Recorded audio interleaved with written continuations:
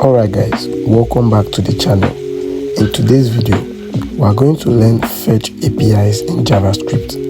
This is one of the most important topics in modern JavaScript because this is how website talks to servers.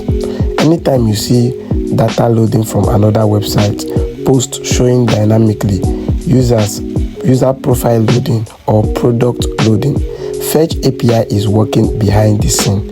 Now, don't worry. I know this topic sounds scary, but we'll start from zero.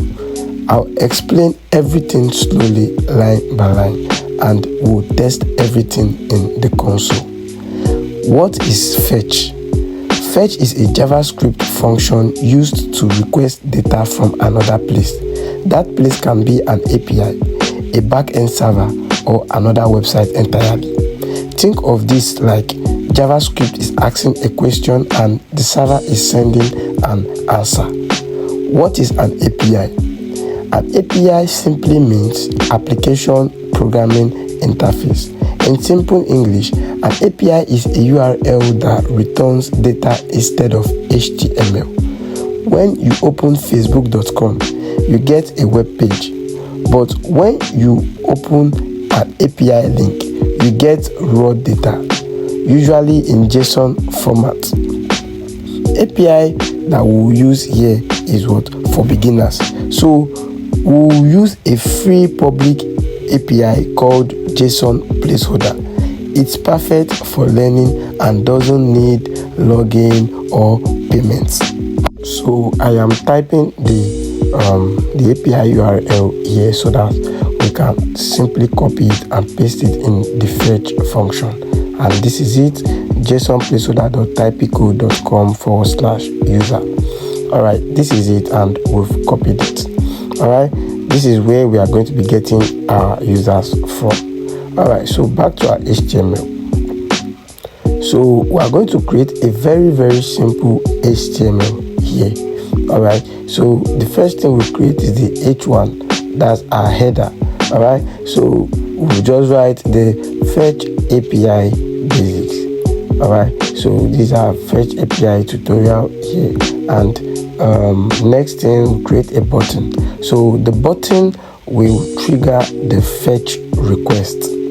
Okay, so we'll give it an ID so JavaScript can easily grab it.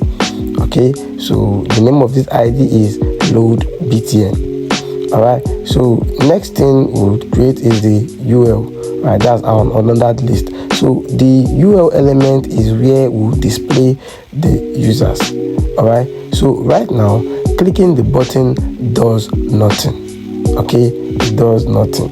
So this is our JavaScript. Okay, so this is the most basic fetch request. Okay, so you see we was writing the fetch function that takes a URL and send a request to it. Okay, so fetch does not return data immediately. It returns something called a promise. A promise means I'll give you the data later. Fetch is asynchronous. It takes time to load data. The .then returns when the server responds. Then response is not the data yet. It is just information about the response.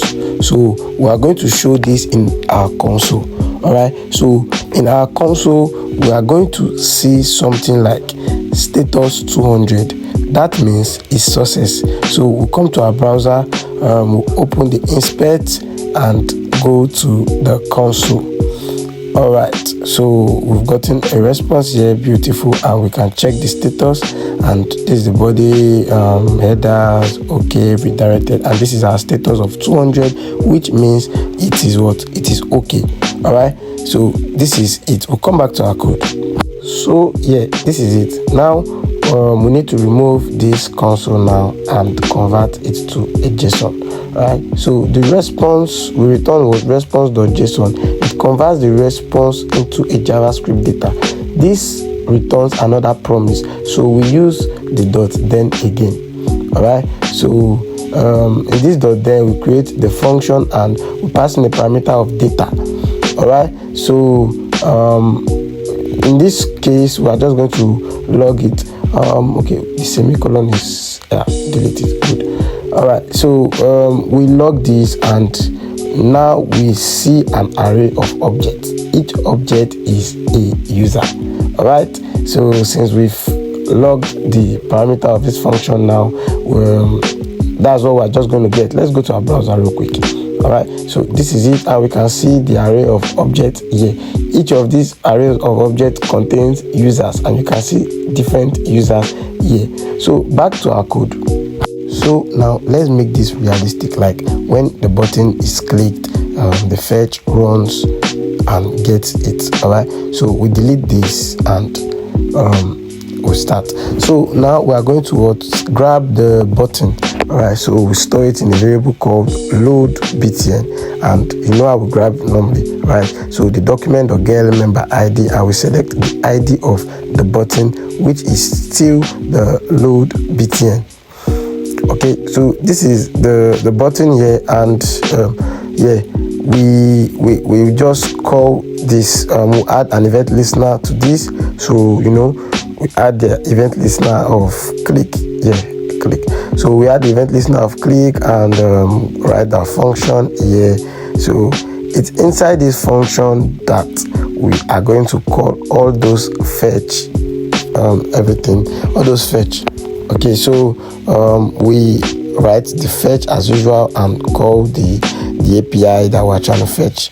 All right, so this is it, and we write the dot then as usual, still the same code. Okay, so the dot then. All right, dot then, and we call the function here, and we call a parameter of response. So this is the parameter of response, and beautiful. So here we return delete this. So we return the response in JSON, right?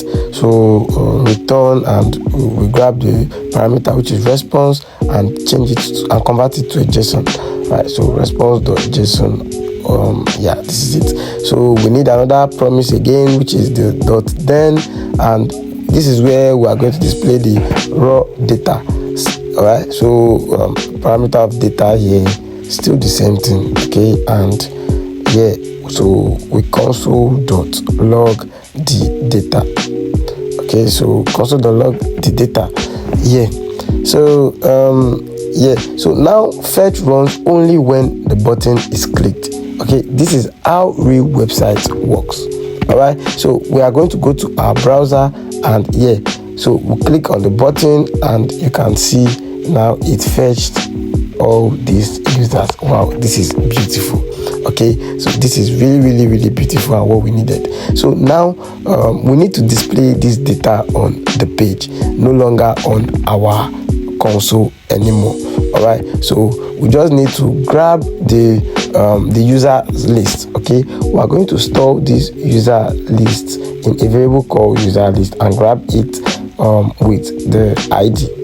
All right, so just the document.get member ID and call the ID name here, which is user list. Okay, beautiful. So we are just going to modify some parts in this. Okay, so we just modify some parts here, and we'll be able to grab whatever. We'll be able to show the data we grabbed on the page. Okay, so we cut out the console.log. Okay, so yeah, so what we are just trying to do is we are trying to loop through the data array. Okay, so we're trying to loop through the data array. So yeah, so for each user we created, we're trying to create a list item. Okay, so this is not it for each capital E. Yeah. So we are trying to create a list item, put the name inside, and add it to the list. So that's just what we're just trying to do right now. Just here creating everything we need. Okay, so we're just creating new elements here. All right, so we saved it inside a variable called li. Okay, so document of create element. All right, so You already know I will create elements here. So after creating the element you want, you are going to do the li.innerHTML. Okay, so li.innerHTML equals the user name. So we need to append this. All right, so this user list should be appended, all right, to the li. All right, yeah. So dot append child li. Okay, so now users appears on the page now. Okay, yeah. So one more thing we should do is we should know how to handle our errors. Okay, so this dot catch runs if something goes wrong. All right, so always handle error in real project in case something goes wrong. Okay, so this is it, and we'll just console.log something in case something goes wrong, right? So we'll just like a string of error occurred, and error, and we'll just write the error here.